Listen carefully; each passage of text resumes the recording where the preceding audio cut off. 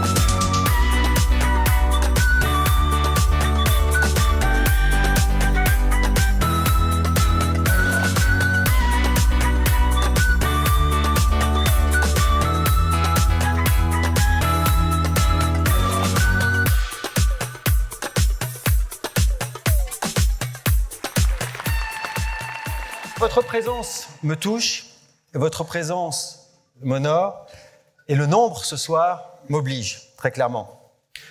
Nous avons tous ici au moins un point commun, je suis sûr qu'on en a d'autres, mais on en a au moins un, c'est que nous aimons Avignon. Ce qui ne nous empêche pas de faire un constat lucide sur le fait qu'elle ne brille plus comme elle devrait briller, qu'elle n'est plus assez sûre, qu'elle n'est plus assez propre, qu'elle n'est plus assez fluide, plus assez ambitieuse probablement, et en un mot, plus assez attractive. Nos responsables politiques n'ont pas construit les infrastructures qu'ils auraient dû construire. Je pense notamment à la liaison Est-Ouest. Et même quand ils ont construit les infrastructures, je pense aux trams, ils les ont faites en dépit du bon sens. Non seulement ils n'ont pas construit notre avenir, mais ils l'ont mis en danger avec des décisions idéologiques, la première d'entre elles étant de ne pas considérer que la sécurité devait être une priorité. Cela fait 12 ans maintenant que l'ennemi public numéro 1 à Avignon, ce n'est pas le délinquant, c'est l'automobiliste. Plutôt que de lutter contre les blanchisseuses du narcotrafic, plutôt que de rétablir l'ordre dans les quartiers, plutôt que d'aider nos commerçants à faire vivre notre ville, on a préféré lutter contre les automobilistes. Il y avait une mairie de droite qui a décidé qu'il fallait un tram dans Avignon. C'est un choix politique, il est fait. Et le projet commence. La mairie qui lui succède se dit « Je ne vais quand même pas poursuivre un tram de droite. Donc on va le faire tourner à gauche. » Sans se demander si c'est le bon tracé. On a fait pareil pour la sécurité. La sécurité, c'est considéré comme quelque chose étant de droite. Alors on ne va pas le faire si on est à gauche. Et c'est la même chose pour l'économie. Il est là notre problème. Et c'est ma conviction, les logiques partisanes ne servent plus aujourd'hui l'intérêt général. Et c'est la raison pour laquelle, il y a quelques mois, avec un certain nombre, on a décidé de monter ce grand mouvement citoyen, transpartisan, qui me conduit ce soir à être présent devant vous sans étiquette. Et je précise et j'insiste, sans étiquette. Je suis le seul candidat à Avignon dans cette campagne qui n'a jamais adhéré à un parti. Ce n'est pas une gloire, c'est un fait. Là, on atteint le cœur du sujet. Parce que je vois bien qu'on dérange. Il y en a un certain nombre qui sont là depuis très longtemps, parfois de génération en génération d'ailleurs, assis autour de la table municipale, et qui ont bien envie d'y rester. Et ils se disent, celui-là, il commence à nous embêter. Alors on a les héritiers qui réclament le trône, mais pas le bilan. C'est quand même un petit peu compliqué. On a les vendeurs de rêves, venus de Rognonas, qui nous expliquent que les caisses sont vides, mais qui nous promettent des tunnels à plusieurs centaines de millions d'euros. Et puis, on a les extrêmes qui comme souvent, surfe sur les colères, mais n'apporte pas de solution, si ce n'est une promesse de division, à l'heure où justement la seule solution, la seule, mesdames, messieurs, c'est que l'on se rassemble tous ensemble pour relever notre ville. On est allé partout pour vous écouter, du centre-ville au quartier, de la Barthelasse à Montfavet. Et ce que nous allons vous dévoiler maintenant, ce n'est pas seulement notre programme, c'est le programme des milliers d'Avignonnais qui ont accepté de nous parler, qui ont pris le temps de nous écrire et de proposer. Ce programme a un objectif simple, je vous l'ai dit, redonner de l'attractivité à Avignon. Et pour cela, nous devons agir très vite sur 3 piliers qui me paraissent essentiels, la sécurité, la propreté et la circulation. La sécurité, c'est la priorité des priorités parce que la sécurité, c'est tout simplement le socle du vivre ensemble. On doit donc en faire le principal pilier de ce mandat. Comment ? D'abord, en doublant la présence effective des policiers sur le terrain. Nous souhaitons recruter 60 agents municipaux supplémentaires et redéployer les effectifs sur le terrain. On a trop de commissariats, pas assez de policiers dans la rue. Le bleu doit être dans la rue. Pour les assister dans cette tâche, nous souhaitons développer un système de vidéoprotection avec une centaine de caméras de vidéoprotection supplémentaires. Ces caméras seront par ailleurs dopées à l'intelligence artificielle pour mieux détecter les infractions. Avignon doit devenir un laboratoire des nouvelles technologies au service du droit des citoyens et la sécurité est le premier de ces droits.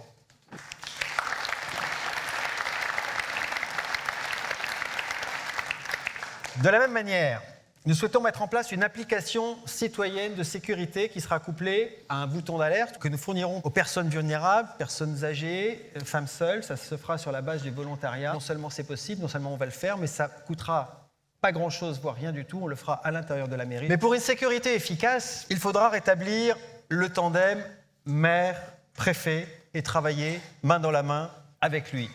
J'entends bien le faire et j'entends bien notamment demander au préfet une disposition qui est légale, qui n'a pas été demandée à l'heure actuelle. Le maire peut se faire transférer la possibilité de fermer administrativement les établissements générant des nuisances. Je demanderai au préfet d'activer cette disposition et nous pourrons ainsi l'aider à lutter contre les blanchisseuses du narcotrafic en mettant nos moyens au service de cette lutte.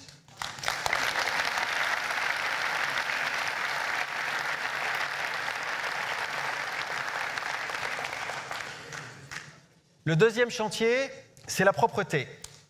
Nous devons mettre fin à 2 mots MAUX. Une mairie qui ne répond pas aux demandes des habitants et le renvoi de la patate chaude entre les services de la commune et les services de l'agglomération pour savoir qui doit ramasser quoi. Sur le premier point, l'application monavignon.fr, dont vous avez vu une préfiguration pour la sécurité, fonctionnera aussi pour la propreté. On aura par ailleurs un référent propreté unique qui assurera la coordination directe entre les habitants et les services. Et cette personne coordonnera aussi la politique municipale avec celle de l'agglomération.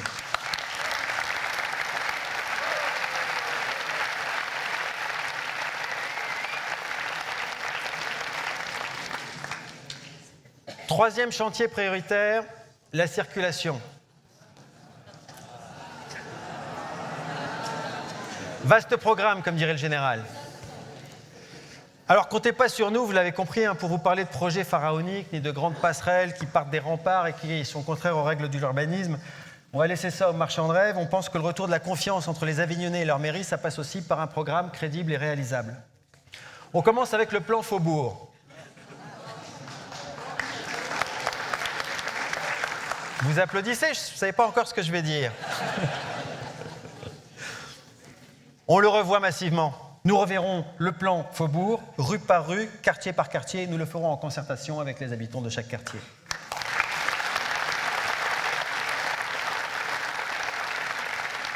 Dans le même temps, nous souhaitons mettre en place un plan pour fluidifier le sud des remparts. Notre conclusion, c'est que la gare routière n'a absolument rien à faire là. Il faut la sortir du centre-ville.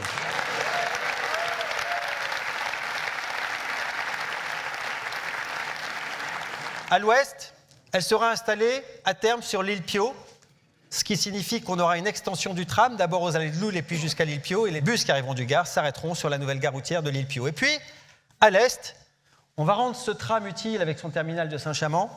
On va faire la nouvelle gare routière pour tous les bus qui arrivent du nord du Vaucluse et qui arrivent par les Bouches-du-Rhône. Et ensuite, je vous le dis maintenant, même si ce n'est pas le programme du prochain mandat, mais il faut avoir une vision quand on commence à pencher les choses à long terme. On devrait avoir pour beaucoup plus tard, une extension qui pourrait aller jusqu'à la Porte Saint-Lazare et donc jusqu'au deuxième parking des Italiens. Parce que le plan de circulation, ça doit proposer une vision. Et la vision, c'est que les bus régionaux, vous l'avez compris, n'ont pas leur place en centre-ville, mais c'est aussi qu'il faut donner une véritable alternative aux tout-voitures. Et pour cela, les parkings relais qui existent aujourd'hui, mais qui ne sont pas assez développés et pas assez bien pensés, doivent devenir de véritables entrées de ville. Et que le relais propre entre ces parkings relais et le centre-ville s'appellera le tram. Faut-il prolonger le tram jusqu'à l'agroparc? Certains de mes concurrents le proposent. Alors, dans un monde idéal et sans contrainte budgétaire sur les finances publiques, oui, bien sûr. D'ailleurs, on pourrait le prolonger partout. Mais jusqu'à l'agroparc, ça coûterait 250 millions d'euros. Donc, c'est un mensonge de dire qu'on va le faire. Donc, on ne va pas le dire et surtout, on ne va pas le faire. En revanche, on doit pouvoir assurer aux entreprises qui sont à l'agroparc une liaison rapide. De la même manière qu'il faut répondre aux besoins des étudiants de l'agroparc qui aimeraient bien sortir en centre-ville et peut-être faire vivre un petit peu notre centre-ville, mais qui ne peuvent pas parce qu'il n'y a plus de bus à partir de 22h. Donc pour ça, on ne va pas faire un tram, on va faire ce qu'on appelle un bus à haut niveau de service avec des horaires assurés, ça coûtera beaucoup moins cher et ça sera tout aussi efficace.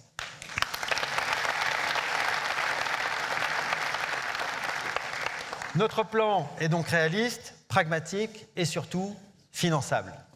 Je voudrais dire, pour conclure sur la circulation, un petit mot sur le nord des remparts, parce que là aussi, aux heures de pointe en particulier, on a souvent des bouchons. Quand on sort sur le quai de la ligne en venant des remparts, on ne peut plus que tourner à droite avec un cédé-le-passage, qui va nous permettre d'enlever tous les feux et donc de fluidifier complètement la circulation. Ceux qui voudront revenir à gauche iront jusqu'à la Porte Saint-Lazare et reviendront, mais ça permettra d'avoir une voie d'accès rapide, sans feu, pour aller délester vers le nord et vers la route qui longe le Rhône. Ça nous apparaît être une très bonne idée.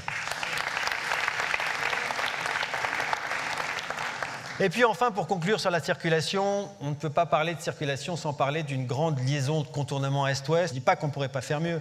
Je dis juste qu'il existe, qu'il y a une déclaration d'utilité publique qui est encore en cours et valide jusqu'au 31 décembre 2026, et que si jamais on arrive à récupérer les fonds en mettant un peu de pression, c'est ce qu'on va essayer de faire, c'est la seule solution pour apporter une réponse. Sinon, on dit qu'on change le tracé et là, on repart à minima pour 20 ans. Ça me paraît inacceptable pour les 12 000 habitants de la Rocade qui subissent tous les jours les poids lourds et qui en subissent aussi les conséquences sanitaires. Je pense que ce sera un argument de poids pour essayer de faire entendre raison à ceux qui doivent nous rapatrier les budgets. En parlant de santé, la santé n'est pas une compétence de la ville, mais c'est une attente des habitants. On doit donc pouvoir y répondre en utilisant tous les leviers qui sont les nôtres. Quels sont-ils? D'abord, créer ce qu'on appelle une politique d'attractivité pour les médecins, les internes et les jeunes médecins, en leur proposant notamment des offres Bienvenue Santé pour les aider à s'installer avec eux et avec leur famille. Alors, elle est basée d'ailleurs à Avignon, une agence qui fait ça, c'est le département Vaucluse Santé Attractivité. Figurez-vous que la ville aujourd'hui ne travaille pas avec Vaucluse Santé Attractivité.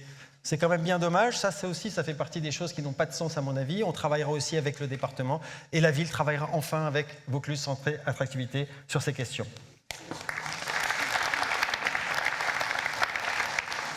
La commune a aussi la possibilité de créer des maisons de santé pluridisciplinaires. Ça coûte un peu d'argent, donc on ne va pas en faire plusieurs, mais on va en faire une, et on va en faire une là où l'offre de soins est aujourd'hui la plus faible, en l'occurrence en intramuros. On va aussi déployer un bus santé municipal dans les quartiers avec un objectif de prévention. Et puis, on va enfin, jouer notre rôle au sein du conseil de surveillance de l'hôpital d'Avignon. Il faut savoir que le maire est président du conseil de surveillance de l'hôpital d'Avignon. À quoi ça sert si on n'y siège pas? À quoi ça sert si on ne se bat pas pour aider à définir les grandes orientations de l'hôpital pour aujourd'hui et pour demain? Nous le ferons demain si nous sommes élus.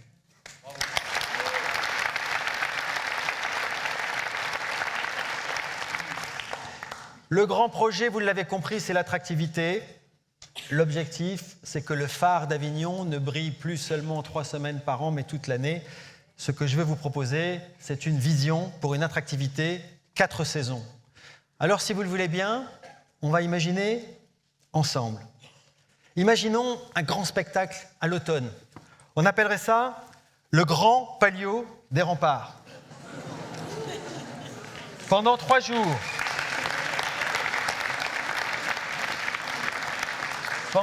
jours, Avignon pourrait vivre à l'heure médiévale. Tout le monde jouerait le jeu, les commerçants, les habitants. Ça permet de valoriser notre patrimoine et de mettre notre histoire au service de l'économie.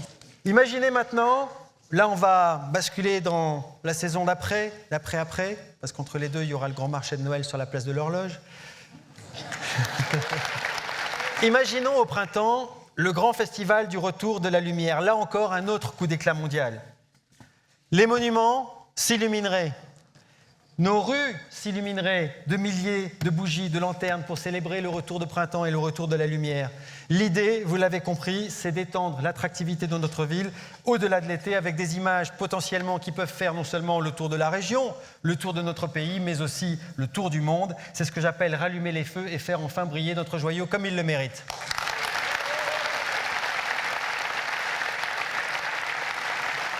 Nous souhaitons aussi créer un autre événement, le grand chapitre du vin, un rendez-vous mondial des vins de la vallée du Rhône avec un dîner des papes exclusif pour les professionnels au sein du palais et puis aussi un parcours grand public dans la ville autour du vin et de la truffe par exemple. Notre vision en tout cas de la mairie doit avoir un rôle d'animateur et de promoteur de sa ville, capable d'organiser mais aussi capable d'aller chercher les mécènes et les sponsors pour financer ces événements. Il faut aussi s'appuyer sur les forces qui préparent l'avenir et qui sont déjà là, vous en avez entendu certaines en début de soirée. Je pense notamment au formidable écosystème qui existe déjà autour de l'animation 3D et des jeux vidéo, avec l'École des Nouvelles Images qui a déjà raflé tous les prix internationaux les plus prestigieux. Elle est à Avignon. Je pense à tous les studios d'animation qui sont autour de cette nouvelle école, notamment à la Villa Créative. Mon rêve, c'est de faire qu'un jour Avignon devienne la capitale des industries culturelles et créatives. Pour l'attractivité commerciale, nous souhaitons créer une foncière municipale. On a été les premiers à émettre l'idée. J'ai vu qu'elle avait fait florès chez nos concurrents. C'est très bien, les bonnes idées doivent se partager. On veut racheter les murs et les baux en déshérence, certains en tout cas, tout cela est financé, rassurez-vous, pour aller chercher des commerces que l'on aura choisis. Je pense à l'artisanat d'art, je pense aux meilleurs ouvriers de France, je pense aux entreprises du patrimoine vivant. Nous voulons faire d'Avignon une référence pour ces métiers manuels. Pourquoi ? Parce que ce sont des métiers qui ne subiront pas la crise du commerce en ligne, qui ne subiront pas la crise des grandes surfaces et qui ne subiront pas la concurrence de l'intelligence artificielle. C'est donc un développement durable. C'est bien aussi quand culture et économie peuvent se rejoindre et se conjuguer, ça fait partie de notre vision. Alors justement, au chapitre culturel, il faudra bien sûr renforcer notre socle qui nous a déjà offert le titre très envié de capitale mondiale du théâtre. Mais là aussi, je souhaite que notre festival puisse vivre plus que 3 semaines dans l'année. Nous avons un projet pour faire d'Avignon une fabrique permanente de l'art vivant et structurer ce que nous avons appelé les 4 saisons du off. Et dans ce programme, je souhaite privilégier particulièrement nos théâtres locaux qui restent ouverts toute l'année, qui ouvrent leurs scènes à nos scolaires, à nos jeunes des quartiers, pas ceux qui viennent 3 semaines dans l'année pour faire le plein de la caisse et qui tirent le rideau le reste du temps. Je souhaite que nos musées soient mieux valorisés, une sorte de grand musée vivant à ciel ouvert. La culture n'a pas de prix, on est d'accord, mais elle a un coût. Les Avignonnais le payent déjà par leurs impôts. Il ne me paraît pas aberrant que ceux qui viennent de l'extérieur et qui ne vivent pas à Avignon payent aussi leur obol en achetant un billet. L'éducation maintenant. Nous devons revenir à la semaine de 4 jours, tout en simplifiant au maximum la vie des familles, c'est important, en expérimentant des horaires d'accueil élargis, notamment pour l'aide aux devoirs, ou encore en créant un plan mercredi de qualité. Ce plan devra être fait en concertation avec les associations culturelles et sportives pour offrir des activités de qualité à nos enfants et pas simplement une garderie périscolaire dans laquelle ils n'apprennent rien. La petite enfance sera aussi une priorité absolue de notre programme avec la création de 150 places en crèche. L'Avignon que nous souhaitons doit être une ville solidaire. Solidaire notamment envers nos aînés. Notre programme prévoit un système d'accompagnement pour mieux vivre chez soi et y rester plus longtemps. Et pour les propriétaires qui le souhaitent, un peu plus original, une prime pour un système de location partagée entre un senior et un jeune qui aurait une difficulté à trouver un logement. Une ville solidaire, c'est aussi une ville qui n'oublie pas les personnes souffrant de handicap. Alors on va créer le Conseil avignonnais du handicap, une instance qui rassemblera des associations, des experts, des usagers, des élus, afin que chaque décision en matière de handicap reflète les besoins réels de ceux qu'elle concerne. En collaboration avec l'Éducation nationale, on mettra en place une classe bleue, c'est un système qui existe en France, un espace dédié aux enfants avec troubles du spectre de l'autisme, pour que chaque enfant mérite un environnement où il peut s'épanouir pleinement. La question du logement, sujet sensible, sujet important aussi à Avignon. Je vais vous donner un chiffre qui résume tout. 8600 logements vides, alors que des familles et des jeunes peinent à se loger. Donc, la première des priorités, c'est de repartir à la conquête de ces logements. Notre politique du logement reposera sur 3 principes simples. Construire pour les classes moyennes et favoriser l'accession à la propriété dans le logement social. Limiter les meublés touristiques, là aussi c'est important, il y en a trop avec de trop nombreux multipropriétaires. Avignon n'a pas vocation à devenir la capitale du Airbnb. Et puis, créer un contrat de rénovation pour favoriser ceux qui sont prêts à investir dans leur patrimoine immobilier et dans la transition énergétique qui permettra aussi d'entretenir notre patrimoine aux frais des propriétaires et pas aux frais de la collectivité. Sur la question de l'écologie, eh bien, nous souhaitons d'abord, là encore, utiliser la technologie. Bien sûr, il faudra continuer à végétaliser partout où c'est possible pour éviter les îlots de chaleur. Au chapitre du sport, le sport est à la fois un outil de santé et un outil d'éducation. Nous souhaitons donc proposer un nouveau modèle aux associations avec des octrois de subventions qui seront transparents et basés sur des critères simples et objectifs. En gros, ce que je suis en train de vous dire, c'est que c'est fini le copinage, c'est fini la subvention clientéliste. Et puis, il y a les clubs sportifs qui, eux, portent une ambition de performance et que nous nous devons d'accompagner. Alors, pour eux, on rajoutera un critère de performance. Performance sportive, mais aussi performance de gestion. Pour cela, nous souhaitons créer la maison des sports qui permettra de mutualiser ce qu'on appelle les fonctions support, les ressources humaines, les finances, l'administration, pour que les associations puissent se concentrer sur l'essentiel, c'est-à-dire leur sport. Un mot maintenant sur notre gouvernance. Quels dirigeants souhaitons-nous être ? Vous l'avez compris tout au long de cette présentation, la transparence et l'équité sont au cœur de notre projet.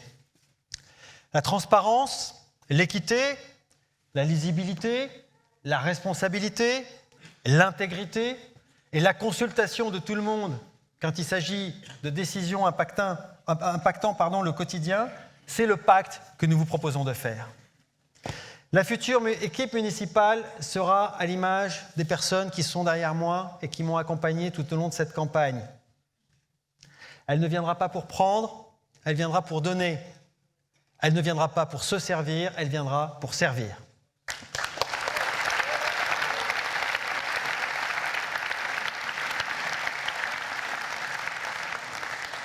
Reste maintenant, pour conclure, à aborder la question qui fâche.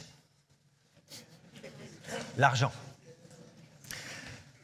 Notre objectif, c'est de retrouver des marges de manœuvre sans augmenter les impôts.